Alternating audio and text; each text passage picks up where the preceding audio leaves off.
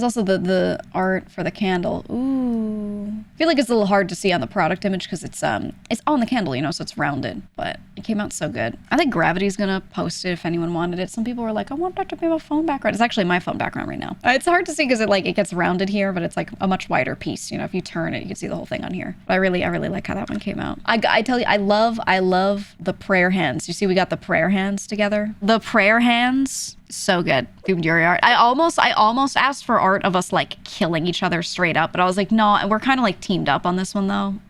Like it does.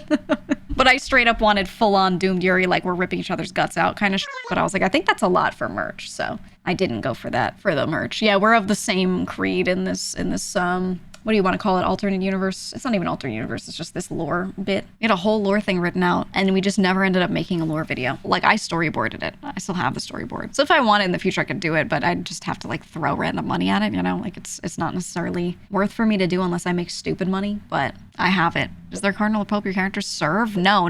She's literally Satan. I'll give you the TLDR. The idea is, you know, we're streamers just streaming, but we're both from hell. Like canonically, lore-wise, we're both from hell. She's Satan, right? And I'm just from the underworld. And we're from the same place, canonically, and we exist in each other's lore. The idea is that because we're streaming all the time, some people started claiming that we weren't doing our jobs down there. So we suited up and purged the heretics. That was kind of like the idea of what the lore was going to be video-wise. It was going to be us like suiting up and then purging them and like reestablishing things. That was going to be the whole vibe. Yeah, Unholy Crusade moment.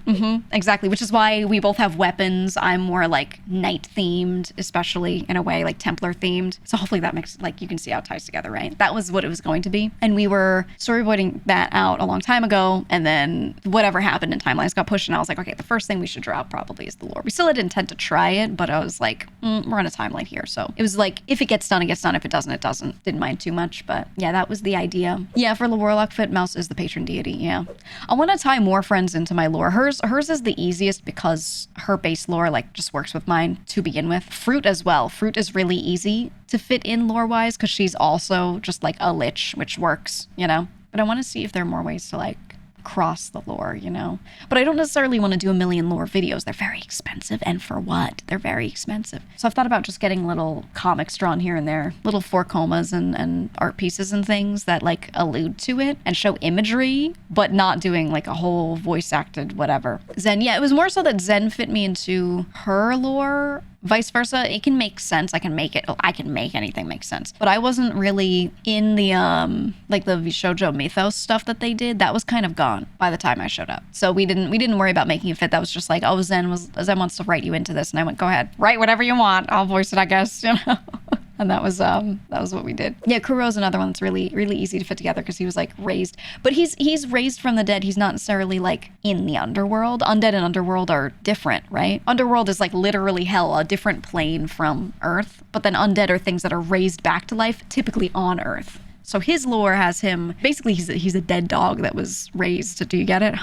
Right? He's a zombie. And he does have himself as sort of like a patron, a deity thing of that. He also did retcon it. Yeah, I'm just talking about his OG lore. But yeah, it makes it harder to link lore together when people change stuff too, which is why I was kind of a fan of the Vishoujo mythos not being necessarily like all one perfectly canon story, but instead just a collection of each person's stories that the others can fit into, kind of like the Avengers, where they like can show up, but it doesn't need to be one specific storyline, you know? I don't know, I thought it was a cool idea, but not without huge budget. No, I mean she's like a Frankenstein monster. Yeah, she's she's like a bunch of people put together, a bunch of parts put together, and she herself is just some sort of entity inhabiting it. I like to imagine her as some disgusting gloopy creature like do you know, oh my god, do you know the manga The Summer Hikaru Died / anime? You know that one? The one with the really gay undertones? It's really good. I imagine she's something like that, just like inhabiting, you know what I mean? Not that I think she is, but more like I imagine it like that, you know? I think it'd be cool. Which is kind of like in her OG lore, kind of implied, sort of, but she kept it vague on purpose, you know?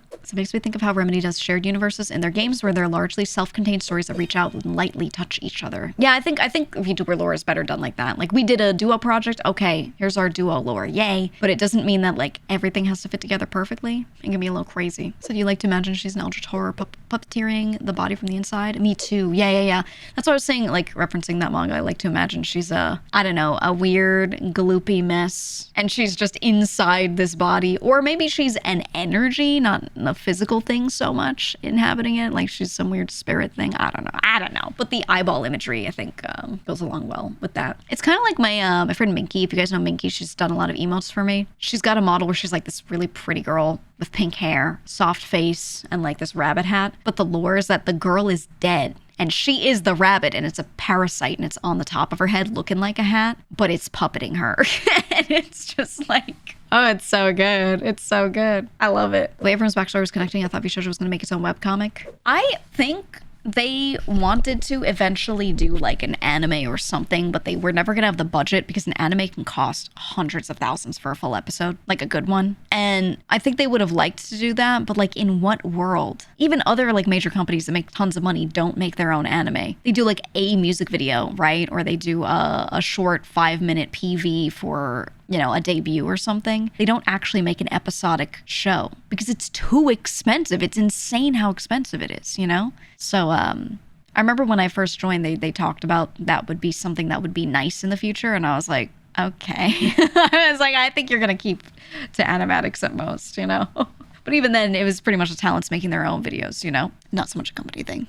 I think the other issue was there were some people that were like, hey, this is my character and my lore that I want to do. If you want to like fit something in, you kind of can. But like this is going to have to be a highly talked about thing. And even then, like sometimes they did stuff in the lore that people didn't want, you know? And sometimes it was just something that was like, hey, here's a sketch of a scene. Can we do this? And the person would be like, okay. And then in the finished product, it would feel different. And they'd be like, wait, I didn't want that story point like that. You know what I mean? Or I think honestly, something that's really tough is when your character is less a character and more you, the person, and the character is just a side thing. And someone's writing the character like a character, but it doesn't feel like you. But then they want you to voice it and they want you to show your chat. So your chat imagines like you as well. Then it can be a little odd. Writing a real person as a character is very different than writing a character and having someone just voice it. So a lot of the time with lore, people were just like, I don't talk like that.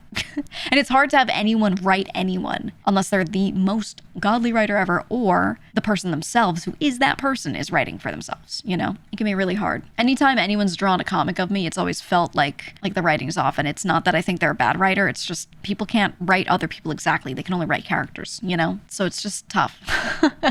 I think that was a big part of people not wanting to do as much with the lore, being all interconnected, whatever, because then everyone was constantly writing for everyone else and everyone had to sit there and cross-check and fix and whatever, and it was a lot of work. And it's tough when you're on your own schedule and you're like, I need these 8 different people to okay these lines within a week or whatever. Like it just, you know, it's a lot to juggle. It's done tastefully well when Michi was making Henya cryptid. Yeah, right? Like when you draw out an over-characterized version of somebody or they're doing like a bit, that can be funny. Or I liked how everyone was in Michi's lore. For example, I was in there briefly and I was like, can you do that? She said, imagine the nerd emote and you're doing the actually. It's like an overblown characterized version of you. And I was like, oh, perfect. Make me say whatever, right? And they had Matar going, can we keep it? Right? Because she does kind of do that. So you're like, let's over-characterize this thing that she does, you know? I thought like that style of writing was good. I think the way Michi, like everyone showed up in Michi's lore felt really good because it felt natural. It was well written because it was very much a thing they already do. And then it was also like, let's characterize it in a funny way, you know? That was well done. I liked her lore. It was one of the few times I was asked to like record a little line and I didn't want to change a thing. I was like, no, this is perfect.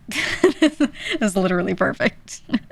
You said I never considered a VTuber having alternate lore in a way for new designs. Yeah, people also change their minds all the time of what they like to do. They don't want to necessarily world build and have everything be like one story. I think a lot of people take almost the Legend of Zelda approach, where you've got a vibe, you've got an underlying set of truths, but you can change the exact story every time, right? It doesn't really matter. A lot of people do it kind of like that, where it's just a retelling of the same type of thing, but it's a different retelling, you know? Yeah, Zen does whatever, changes it all the time. Because it's not about it all being like a perfect, you know, contiguous lore video. It's about it just being a cool new approach to it, right? So I like that. Kayfabe and Western VTubers versus a lot of Eastern ones has always been kind of interesting to compare. Well, a lot of the Western, or rather Eastern VTubers that you see is corporate controlled. Not saying that they don't have any say in what they do, but the corporate control comes in the way of like, hey, don't forget to stay in character. Or not always in character, more so on brand. Like you can be yourself and your own person, but you know, don't forget to use this word when you're talking about this thing, or,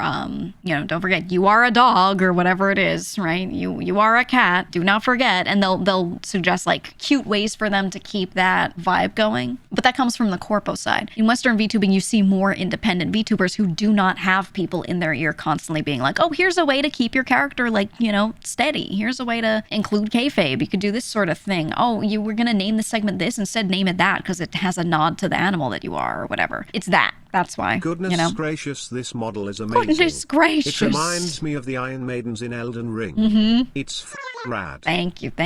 I just like armor. I said no clue what the indie scene is like in Japan, TBH. Japan does have a pretty good indie scene, but for the most part, a lot of the smaller VTubers are still part of smaller corpos or projects done in a group format, and it's easier to have your lore and your kayfabe and whatever be propped up when you've got other people that are aware of it around you often. So it's not always like big corpo, you know. There's like Neoport and groups like that, right? They're still corpo, but they're not like, you know, they're not like insanely huge and crazy controlling or anything like that. But they're involved, you know. A lot of smaller Japanese VTubers are definitely like still part of something. And there are independents, but a lot of them don't really care about their lore much. And a lot of their lore is not really them making their own lore. It's people just drawing fan art. It depends on the community a lot too. It very much depends on the community. There's some people who like drop one lore tidbit and never say much, but then the fan artists go insane with like their interpretations of that and building story and drawing scenes that look like they're straight out of like an entire show. And it just kind of like reinforces whatever that story is in their mind, right? I think one of the biggest ones, they are big corpo, but Niji has Kane and Kuzuha, the two of them. They have lore together where they're like two entities. One's kind of light, one's kind of dark, right? And they've always been around. Kane is sort of like a demigod sort of thing, but he like comes across as human and he keeps being reborn again and again, and he doesn't have memory of his past lives. It's just like a vague thing that they've told. They haven't made like all these crazy lore videos. For the longest time, they never did, but they dropped those little tidbits. And then Kuzuha was like, I'm a vampire and I've actually known him in all of his lives. And then fan artists were like, oh, and they started drawing like tragic art of like old Kane from one, you know, the third life, and then his grave, and Kuzuha's sitting there and he's living through all of it. They're like drawing all this tragic stuff, and it's just artists, you know, like they didn't tell them to do this. They just mentioned a few tidbits of lore and the artists were like, oh, and they started going crazy. And because of that, their lore got so solidified and so like visually represented because fan artists drew so much. And then later they started doing more with the actual, like they actually made like an episode of an anime sort of thing, and they made like just a whole bunch of stuff, you know, and they started playing into it more and more with official art. But at first they were just friends, and they were like, oh, be cool if like our characters are connected, I guess. Right?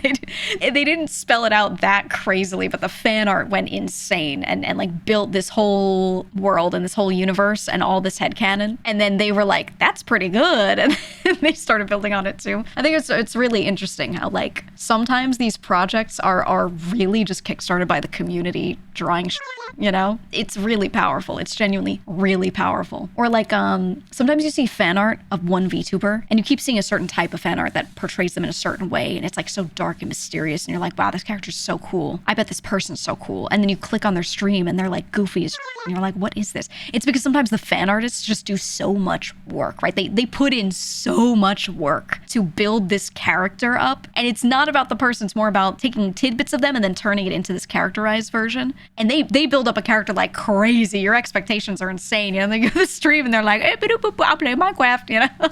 But I like that. Yeah, I like it. I really like when people have like you've got the person on stream and then you have this separate like art vibey thing going on that people draw that's just like an entirely different character that definitely has like aspects where you could tell it's still based off of the person, but it's not all the person, you know? I like seeing that. I really, really, really like seeing that. I mean, and again, like Kuzuha is one of my favorites to watch. Dude is just like goofy. He's kind of a weirdo. He's very funny. I just watch him. He just plays like Apex and stuff and League. He just sits there and plays video games with friends, and he's a goofy guy. But then you have all this art of him, and he's like a vampire, and he's like sucking blood, and it's all dark and edgy, and there's roses and blood and wine everywhere, you know? It's like that type of imagery. And they draw him with like a cold expression, and I'm like, this guy says weird, goofy shit all the time. Yeah, they give him fancy vibes.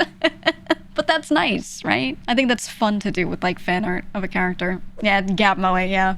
That's the fun thing with VTubing, right? Is you can separate the character a bit. I love that, man. You said lovingly, Froggy in art versus Froggy in stream.